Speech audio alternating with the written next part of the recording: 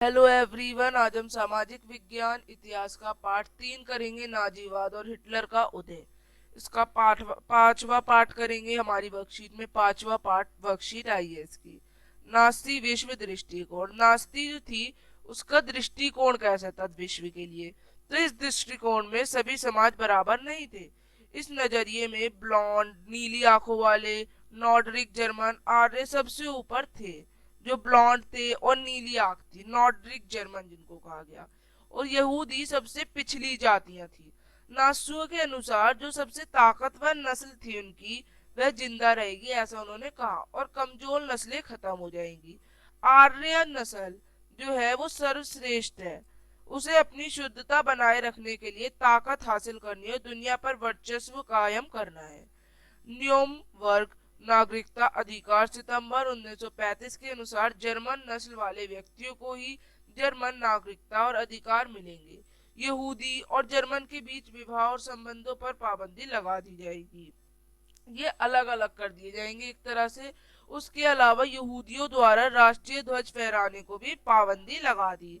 यहूदी व्यवसायों का बहिष्कार, नौकरियों से निकाले जाने लगे और यहूदियों की संपत्ति भी जब्त की गई। तो ये सभी उनके संग हुआ। हम नास्ती की जो युवा सोच थी वो क्या कहती थी। हिटलर का मानना था कि एक शक्तिशाली नास्ती समाज की स्थापना के लिए बच्चों में नास्ती विचार जाना होना बहुत जरूरी है। इसके लिए बच्चों पर पूर्ण नियंत्रण आवश्यक है। अच्छे जर्मन बच्चों को नास्ती शिक्षा प्रक्रिया से गुजरना पड़ता है। यह प्रक्रिया बहुत ही लंबी होती है। स्कूली पाठ्य पुस्तकों को एक नए सिरे से लिखा गया। नस्ल के बारे में प्रचारित नास्ती विचारों को सही ठहराने के लिए नस्ल विज्ञान के नाम से एक नया विषय भी उनकी पाठ्य पुस्तक में था। बच्चों को सिखाया गया कि वे वफादार एवं क्या बने, आज्ञाकारी बने, यहूदियों से नफरत और हिटलर का आदर्श माने। खेल कूद के जरिए भी बच्चों में हिंसा और आक्रामकता भावना पैदा की जाती थी।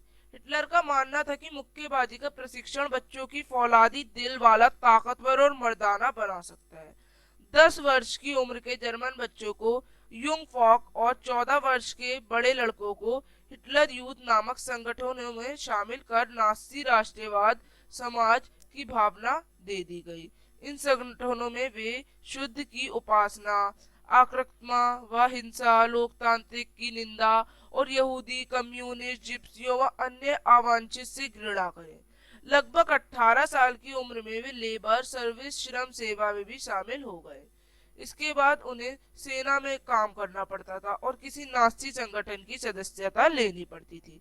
तो वहां के बच्चों को बहुत ही गलत सीख दी जा रही थी। नास्ती मातृत्व सोच।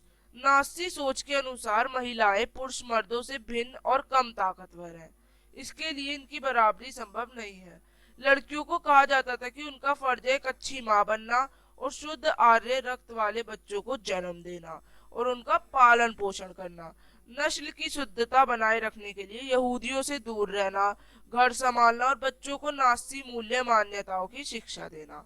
हिटलर के अनुसार राज्य की सबसे महत्वपूर्ण नागरिक माँ होती है। लेकिन नास्ती जर्मन में सारी माताओं के साथ भी जैसा व्यवहार नहीं होता।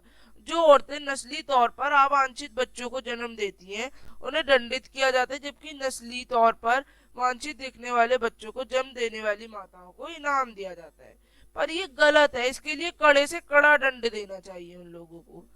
हिटलर की नाजी विश्व दृष्टिकोण क्या कहता था। तो जो नाजी विचारधारा थी लोगों के बीच समानता में नहीं बल्कि केवल एक नस्लीय पदानुक्रम में विश्वास रखती थी। हिटलर की विचारधारा लेबेंसराम या रहने की जगह की भू राजनीतिक अवधारणा से भी संबंधित थी। वह नॉर्डिक जर्मन आर्यों की दौड़ को फैलाने के लिए नए क्षेत्रों को प्राप्त करने में विश्वास रखता था। हिटलर ने अगली पीढ़ियों में नाजी विचारधारा को स्थानांतरित करने के लिए कौन से कदम उठाए। दूसरा क्वेश्चन, नाजी एक व्यक्ति, नाजी एक साम्राज्य, एक नेता के विचार में विश्वास रखता है। यह अन्य सभी दलों को कुचलने की कोशिश करता है और जर्मन में समाजवाद, साम्यवाद और लोकतंत्र चाहता है। नाजी केवल आर्य जाति चाहते थे और सोचते थे कि उन्हें केवल दुनिया पर ही रहने चाहिए। तीसरा, हिटलर के अनुसार महिलाओं का क्या दायित्व थे।